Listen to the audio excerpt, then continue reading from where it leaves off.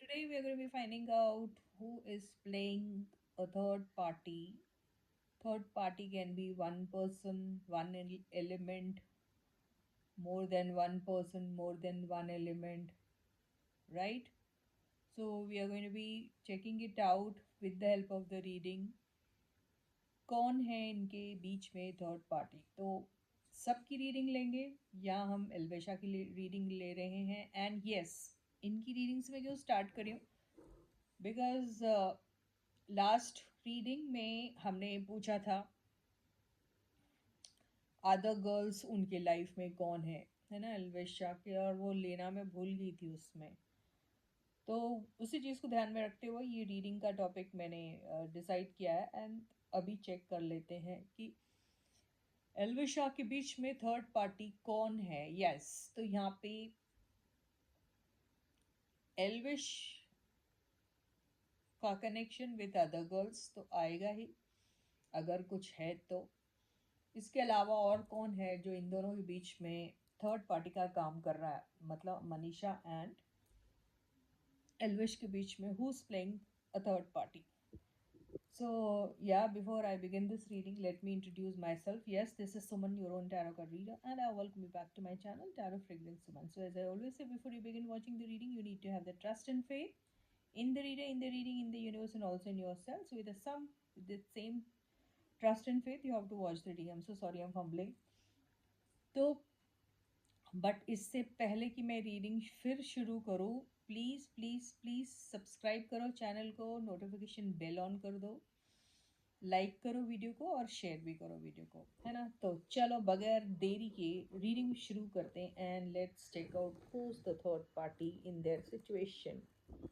Third party कौन है इनके सिचुएशंस?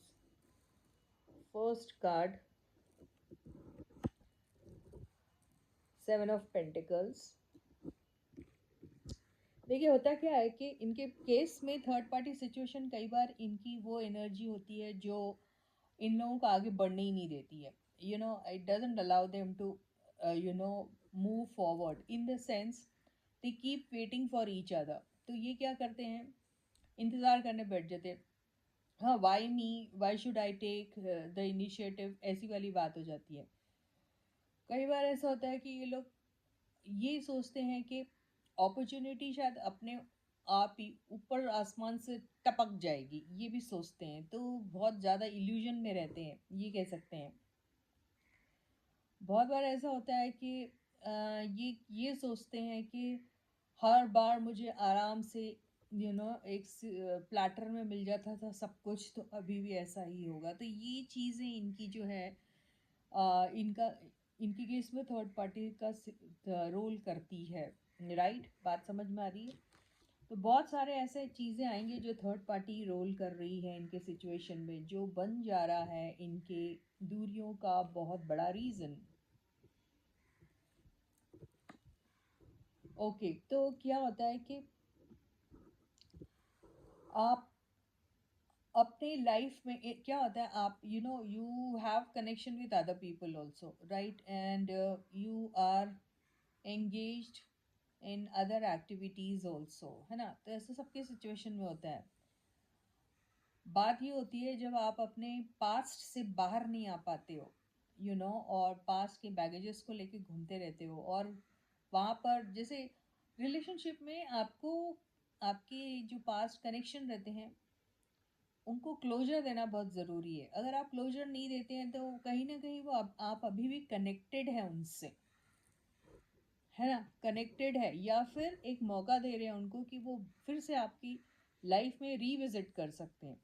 तो ये भी एक मेन रीज़न है, क्योंकि आपने हर बार कहा है आप यू नो आप जोड़ते हो एल्वेश को किसके साथ? कीर्ति के साथ, क्योंकि मैंने यही नाम बहुत सुना है, और आई डोंट नो ये उनका सुना है और उनके साथ इनका कनेक्शन हुआ करता था। तो अभी तक I don't think so he is like completely done with that girl or something, may not have given her any closure publicly, formally, officially नहीं दिया होगा अभी भी। चलो ठीक है, गुस्सा है, नाराज़ है, लेकिन ये नहीं बोला कि हम हमारा तुम्हारा ख़त्म हो गया। शायद ये एक रीज़न हो सकता है। तो वो चीज़ अभी तक ड्रैग हो रही है, तो है वो भी थर्ड पार्टी सिचुएशन। कई बार थर्ड पार्टी सिचुएशन आपकी फैमिली आपके लिए बहुत इम्पोर्टेंट होती है, उनका हैप्पीनेस बहुत इम्पोर्टेंट होता है। आप और होना भी चाहिए, everybody should understand the fact that family always comes first, है ना। तो ये ठीक है, होता है। लेकिन आपने अगर अपने लाइफ में किसी भी बंदे या बंदी को लाना है तो उसको भी फैमिली का हिस्सा ही समझना चाहिए। अगर वैसा नहीं समझते हैं तो आपका काय का कनेक्शन भाई, है ना। तो यहाँ या तो आप टोटली डिपेंडेंट रहते हो फैमिली के डिसीजन पर, या if family is your prime, वो फोकस तुम्हारा फैमिली पे ही है अगर सपोज, तो फिर तो आपको कोई भी कनेक्शन में आने से पहले 10 बार सोचना चाहिए कि पहले तो मैं फैमिली को मना लूँ, उसके बाद आगे बढ़ूँ, है ना। तो ये भी एक बात हो जाती है। और सेकेंडली और एक भी चीज़ होती है कि देखिए, आप अपनी लाइफ में आगे तभी बढ़ सकते हैं जब आपने हैप्पीली अपने पास्ट रिलेशनशिप को, जिससे आप कंप्लीटली डन हो गए हैं, उनको क्लोजर देना and move on in your life happily. तब जाके आप एक हैप्पी एंडिंग भी कह सकते हैं एंड एक हैप्पी बिगिनिंग के लिए स्टार्ट हो सकते हैं। You cannot just wait for other people to come down to your life and to make your life happy or to do closure for you। नहीं, ऐसा नहीं कर सकते, ये आप ही को देना है। तो ये भी एक और बहुत ही इम्पोर्टेंट फैक्टर होता है। And then you regret about your doings in the past. आपने ज़िंदगी में जितनी भी चीज़ें की हैं उसको लेके आप रिग्रेट करते रहते हैं, क्योंकि वो शायद अच्छी हो या बुरी हो ये नहीं मालूम, लेकिन आपने की है। और कई बार to make your people happy, आप बहुत सारी चीज़ें आगे, चांस भी रहता है आपको, एक मौका रहता है कि आप उस चीज़ को रिवाइव कर सकते, लेकिन नहीं कर पाते, है ना। और दूसरी बात, आपको आपको हमेशा से ऐसा लगता है कि अब आपकी लाइफ में पैसिमिस्ट कभी आएगा ही नहीं, तो ये भी बहुत गलत बात है। तो आप जो पैसिमिस्ट हो जाते हैं, वैसा भी नहीं रहना है। तो आपका पैसिमिस्ट होना, पैसिसिज्म जिसको कहते हैं, वो भी आपके लिए एक थर्ड पार्टी का रोल प्ले करता है, राइट। तो अभी तक के तो मुझे कोई बंदे ऐसे नज़र में नहीं आ रहे, लेकिन यस, एक पास्ट, इनके पास्ट का कनेक्शन, या फिर पास्ट में की हुई गलतियाँ, ये उस जिसको लेकर रिग्रेट कर रहे हैं, ये सारी चीज़ें आ रही हैं। क्लोजर नहीं दिया इन्होंने, है ना, ये आ रहा है। ओके। तो अभी इनका क्या हो रहा है, जिसके ऊपर फोकस्ड हैं ये, जिसके भी ऊपर फोकस्ड होंगे, आप मनीषा के ऊपर अगर ये फोकस्ड हैं, क्योंकि हम एल्वेशा रीडिंग ले रहे हैं, मनीषा की तरफ अगर ये फोकस्ड हैं तो इनका पूरा ध्यान है कि वो ही आए और इनके बीच के मसले हैं उनको फिर से, कोई मसला अगर है तो ये इनिशिएट करें, ये ऐसे इंतज़ार में खुद नहीं है। नहीं, इन्होंने अगर कुछ किया भी होगा, गलत किया या नहीं भी किया, तो भी अगर इन लोगों का सेपरेशन है, ब्रेकअप मोड पे है, they are angry with each other, they are not in talking terms with each other, then he is expecting her to come and sort out things, ऐसा लग रहा है इनको। ठीक है। तो ये भी इनका एक ये कह सकते हैं कि या तो ये बहुत लेज़ी हैं, या इनका थोड़ा ईगो सामने आ जाता है कि मैं क्यों जाऊँ उस वाली बात। इसी वजह से जिसके ऊपर फोकस्ड है उनको लेकर ये हो जाता है। और अगर इनको पास के किसी बंदे को अभी तक की फोकस्ड है, तो वो बंदी इनसे अभी तक नाराज़ है, और वो शायद एक्सपेक्ट करते हैं उनको कि वो कुछ आगे इनिशिएटिव ले, ऐसा ही लग रहा था। इनका ईगो भी बहुत बड़ी इनके लिए एक प्रॉब्लम बन के बैठा हुआ है। बात आ रही है समझ में? तो ये सारी चीज़ें तो इनके यहाँ थर्ड पार्टी का रोल प्ले कर ही रही है। और अगर ये सेल्फिश होंगे या खुद ही के बारे में सोचते हैं, तो फिर क्या होता है, रिलेशनशिप क्या होता है, एक जॉइंट वेंचर, जहाँ पे आपको साथ में मिलके काम करना होता है ना। और वहाँ पे equal give and take, equal give and take का मतलब ये नहीं बोल रहे कि you are doing business and 50 रुपये आपने डाले तो 50 रुपये आपने भी डालना, ऐसा नहीं है। बट फीलिंग्स जो होते हैं, आप ठीक है बहुत प्यार कर, लेकिन प्यार में कमी नहीं होनी चाहिए, प्यार बिल्कुल बराबर होना चाहिए, प्यार एंड केयर, यस, तभी आगे मामला बढ़ता है।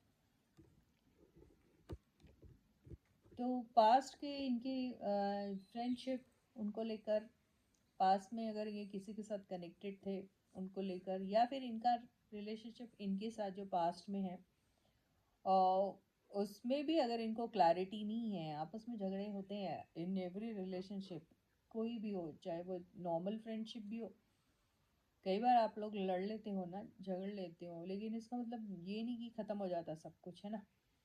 तो वो सारी चीज़ों में अगर इन्होंने कभी कुछ किया होगा, फैमिली से रिलेटेड हुआ होगा, वो किसी काम से रिलेटेड हुआ होगा, या ऐसे ही एक दूसरे को कुछ बोल दिया होगा, तो उसमें भी क्लैरिटी लाना बहुत ज़रूरी है।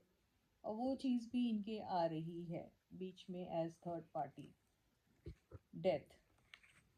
तो डेथ का जो कार्ड आया है ये इनको यही कह रहा है कि देखिए ये सारी चीज़ों को पहले तो एंड करना है आपको, जो भी मैंने अभी तक पूरा कहा, closure then is important. So if you don't give, then again it's going to definitely play as third party in your situation हर बार। वेटिंग ही करते रहोगे, दूसरा करेगा तो वो भी आपको एंड करना ही है उसका। ठीक है, ये रिग्रेट वाली जो पास्ट की चीज़ों को लेके बैठे रहते हैं उनकी एंडिंग होना बहुत ज़रूरी है। फैमिली को समझाना ज़रूरी, फैमिली इम्पोर्टेंट है ठीक है, लेकिन फैमिली को भी थोड़ा फ्लेक्सिबल होना चाहिए, है ना।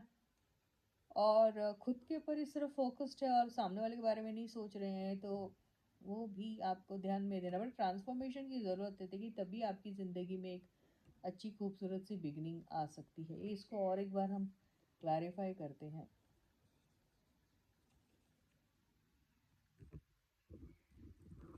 तो ये देखिए दोनों इक्वल गिव एंड टेक वाली बात है ये। आप देखिए जब प्यार करते हो तो सच्चे दिल से करते हो, और सामने वाले से भी वही सारी चीज़ एक्सपेक्ट करते हो, है ना। तो वही फीलिंग्स आपकी जब होती है सामने वाले से, जब आप एक्सपेक्ट कर रहे हो तो आप देने वाला भी रखो ना।